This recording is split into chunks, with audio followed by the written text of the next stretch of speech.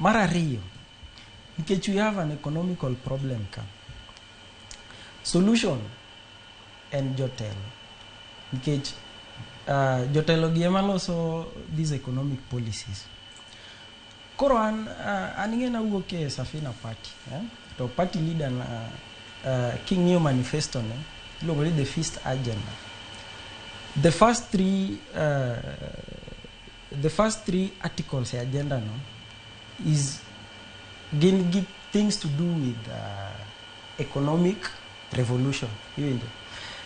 Waseyudo ni tax ichwadowa mang'eny sana.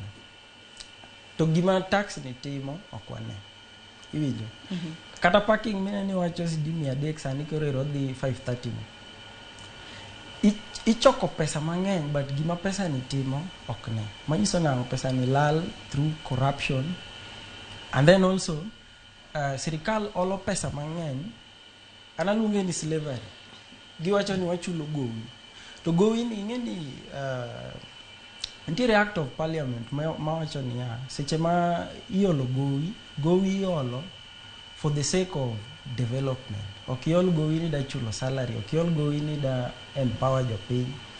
Iolo gowi for infrastructure, development, kende. But iyudo ni and then mara riyo, seche ma ol gowi pesa gite, revenue gi gowi ma ol, onego beni dhi agulu achiel miluongo na consolidated fund. Koro kae ma controller mar budget golo, budget ne wacho ni roads pesa ma kama onego dhiye, controller golo tero kachacha. But iyudo ni pesa ni iolo to kobiye consolidated fund kachacha. Mara riyo, iole to kodhiye development, pesa ni dhi kanyo, mano kuo. To kuo chakre gi jatelo, your personality. Iwinjo. Koro nanya wacho 2027 kaw kura wa elect uru jotelo mabeyo. To kapok elect jatelo, don't elect, kiki yier ng'ato on sentiments ama on iwacho na on emotional basis kata tribal kata ngo. Ng'ini jatelo ni character ne gi gimo wacho ni be gi coincide. Manyiso ni nikech ka character wacho mopogre ti wacho dhi timo ma definitely gino ki dhi timo. Tamora nikech iloso kaka ja siasa don wacho na lap dog ndong ne. Kombe msinye makile. Koro wetieki. Kiseyiero jatelo makama. Ng'iye mana kaka irena wacho no character gi gimo wacho.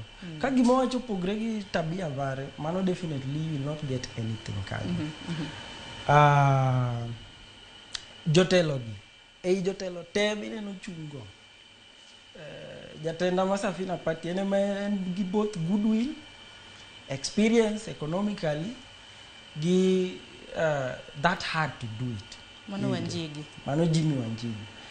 Mano kende manyalo wacho nikech ing'eni wacho ni education is the greatest equalizer, but okapar ka it is so nikech ng'ere in this scenario ma ng'ama is economically empowered, ma ng'ama somo.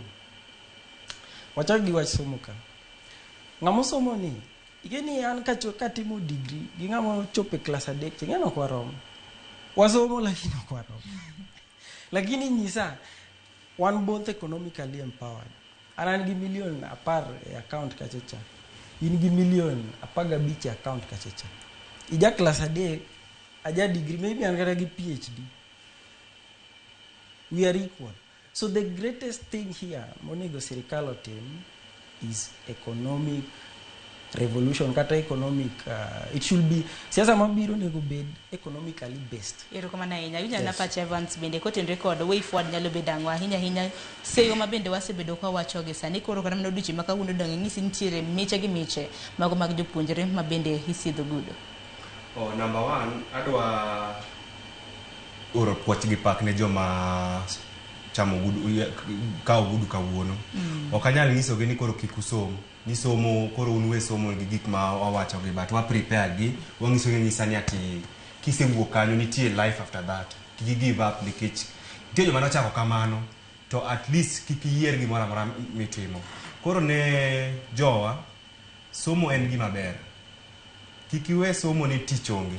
Ikiani api dhi lwar kanyo. Awi bo pogore. Kineno ka thagra to ne an gi degree, ok bingiso ni ndi thagori to en gi degree. Kao di sikul ka en degree, ka en diploma